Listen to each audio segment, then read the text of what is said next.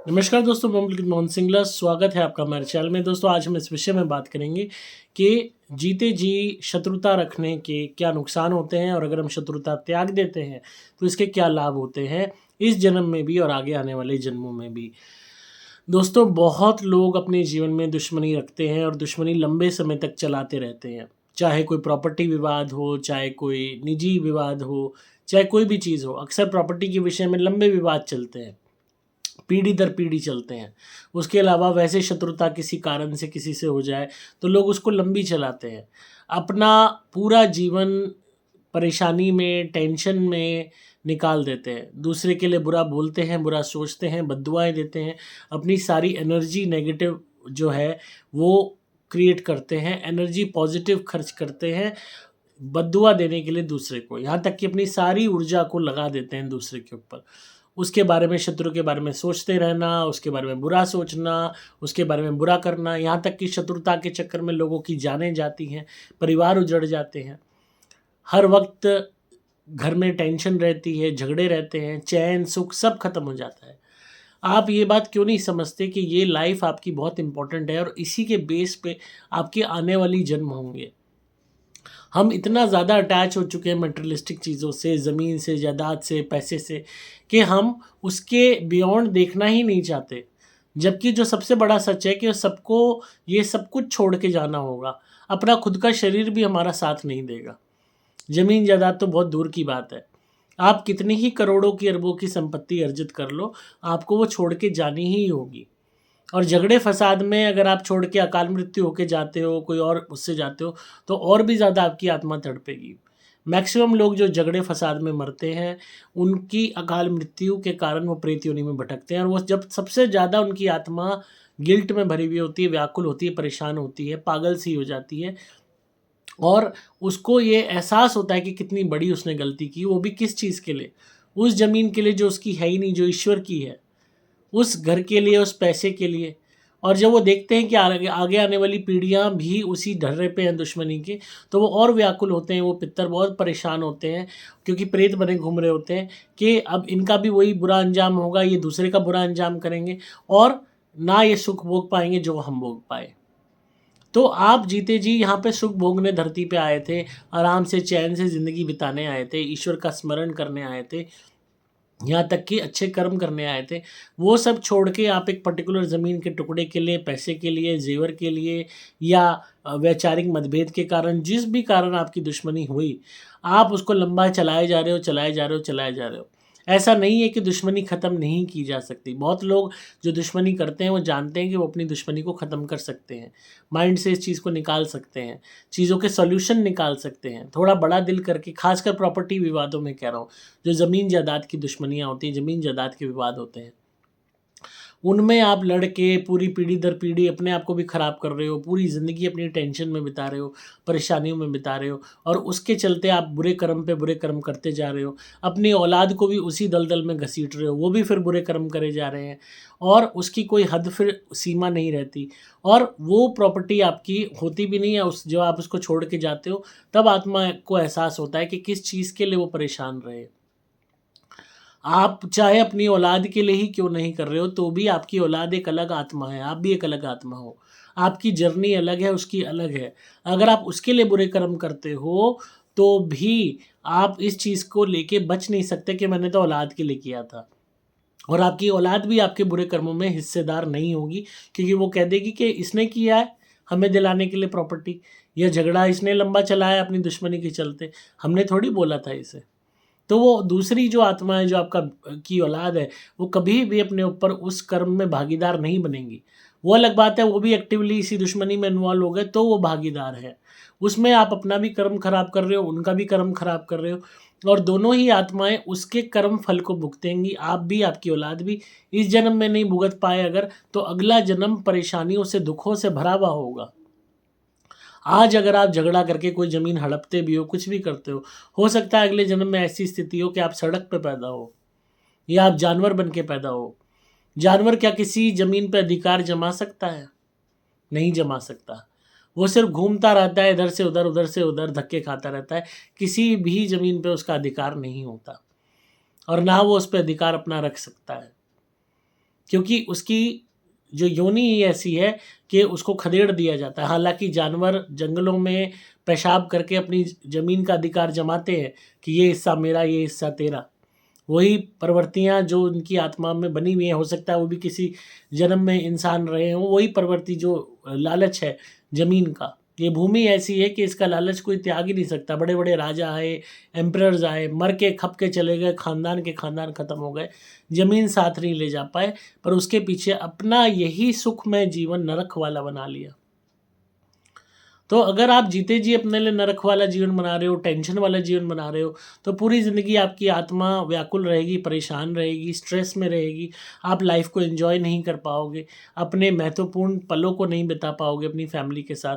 और उसी चलते अगर आपकी डेथ होती है तो उसके बाद आपकी आत्मा प्रेत योनि में जाएगी ही जाएगी।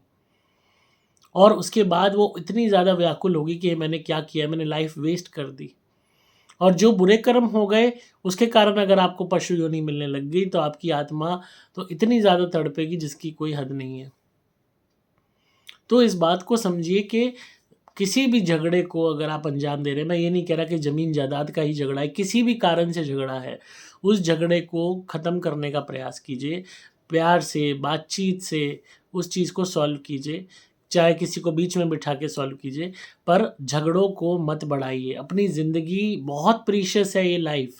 ये एक जो ज़िंदगी मिली है बहुत महत्वपूर्ण है, एक-एक पल बहुत महत्वपूर्ण है। आप इसको अगर वेस्ट कर रहे हो बेकार के लोगों पे, बेकार के लोगों को साबित करने के लिए खुद को, जो मायने भी नहीं रखते, उनकी लाइफ अलग है, उनकी जर्नी अलग है उनकी सोल की। ये सोसाइटी, दिखावा, ये सब यहीं रह जाना है आडंबर। आपकी आत्मा को अकेले ही आगे बढ़ना है। ना माँ-बाप साथ चलेंगे, ना उकसाने वाले चलेंगे, ना कोई और चलेगा। आपको अकेले ही जाना है। पर इस सब दिखावे में अगर आपने झगड़े में अपने आप को ख़राब कर लिया, अपने कर्म ख़राब कर लिए, तो आपकी आत्मा आगे तक परेशान रहेगी और अकेले ही रहेगी। क्योंकि आप कितने सही और कितने गलत हो, वो ईश्वर जानता है। हर इंसान अपने आप को सही ठहराता है, दूसरे को गलत ठहराता है, पर वो कितना सही है, कितना गलत है, वो भगवान जानता है, वो कर्म जानते हैं, वो न्याय जानता है कर्म का, वो कुदरत का न्याय जानता है, वो हमारा अवचेतन मन जानता है। तो इसलिए बुरे कर्मों में पड़ के, झगड़ों में पड़ के, किसी भी विवाद में पड़ के अपनी ज़िंदगी को वेस्ट मत करो, महत्वपूर्ण पलों को वेस्ट मत करो। फैमिली के साथ वक़्त बिताओ, बढ़िया खाओ, पियो, घूमो-फिरो, हर चीज़ का सुख लो, आनंद लो और खुशी से जीवन जियो। लोगों की मदद करो, गरीबों की सेवा करो, जानवरों की सेवा करो, अच्छे कर्म अर्जित करने का प्रयास करो रोज़, कि रोज़ मेरे द्वारा एक कर्म अच्छा हो जाए। अगेन वो कोई गारंटी नहीं है कि आपको एक वो मिल गई लाइसेंस बुरे कर्म करने का।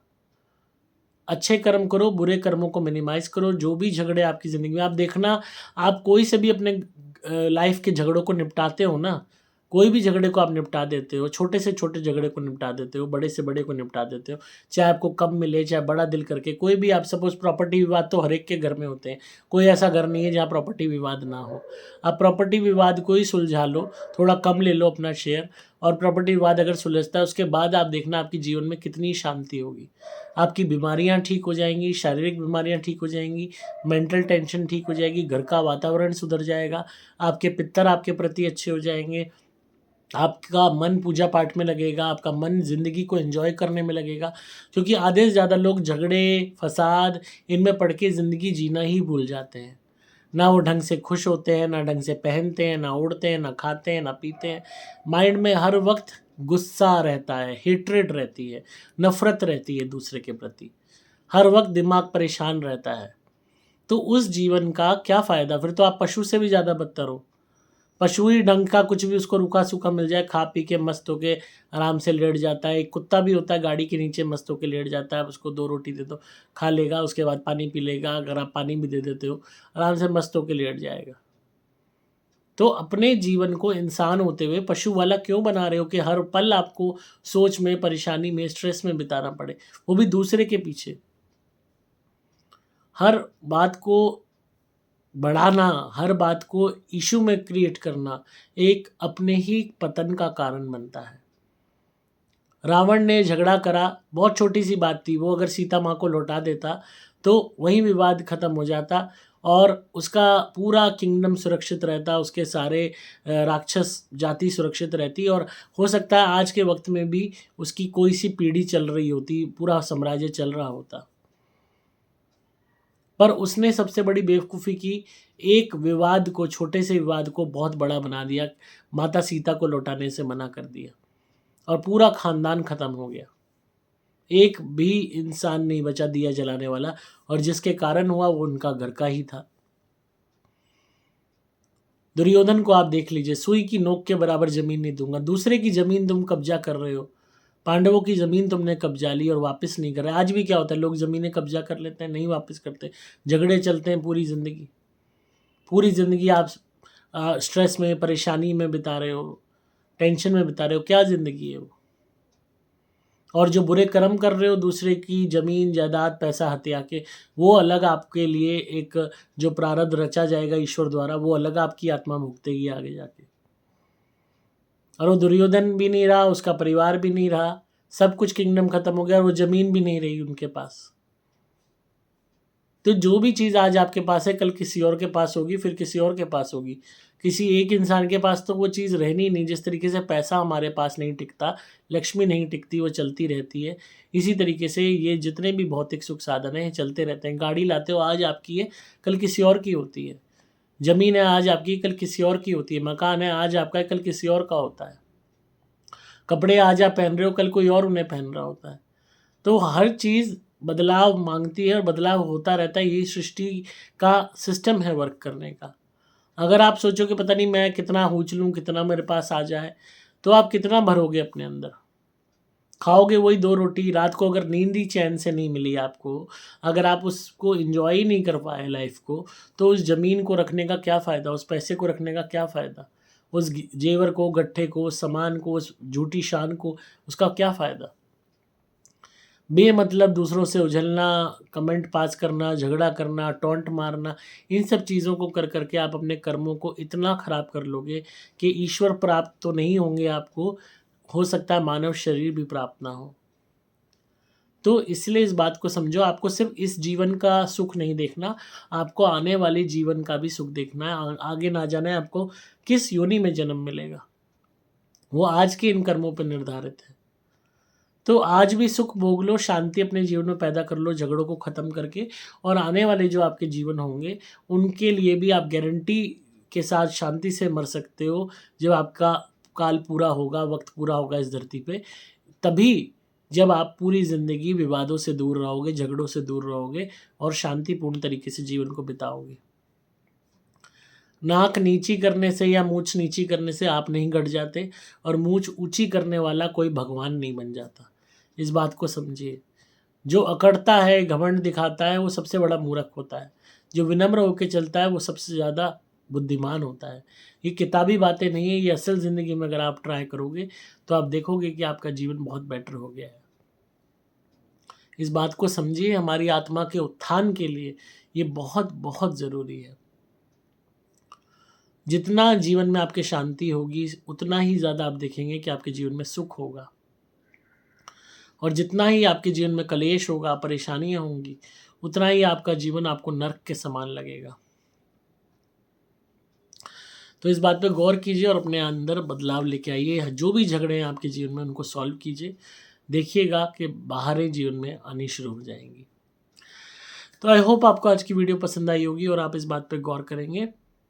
वीडियो कैसी लगी कमेंट्स में ज़रूर बताइए, लाइक कीजिए, शेयर कीजिए चैनल को। आप ध्वनि मंगा सकते हैं नेगेटिविटी को दूर करने के लिए अपने घर में। अगर बहुत ज़्यादा झगड़ा कलेश रहता है, तो आप हमारी ध्वनि कीजिए सुपर गोल्ड, और प्रार्थना कीजिए कि आपके जीवन में शांति आए, जो भी विवाद हैं वो आपके सुलझ जाएँ, दूर हो जाएँ। आप देखेंगे कि बहुत हद तक चीज़ें आपके फ़ेवर में होनी शुरू हो जाएँगी। और आप, अगर लगता है कि किसी ने आप पे टोटका किया है, ब्लैक मैजिक किया है, तो आप हमारे क्रिया वाले नारियल मंगवा के उनसे उतारा कीजिए और उन्हें हवन कुंड में जलाइए। बाद में अगले दिन उसकी राख कूड़े में फेंक दीजिए। हमारे जो नारियल हैं, ये मंत्रों से बंधे हुए होते हैं, और जब आप इनसे अपना उतारा करके इसको जलाएँगे कपूर पे, बहुत हद तक आप देखेंगे कि जो भी आप पे तंत्र क्रिया कर रखी होगी, वो कटनी शुरू हो जाएगी। जीवन में एकदम से आपको बूस्ट मिलेगा, फ़ायदे मिलेंगे। आपको मोबाइल नंबर 8130331007 पे व्हाट्सएप मैसेज करना होगा।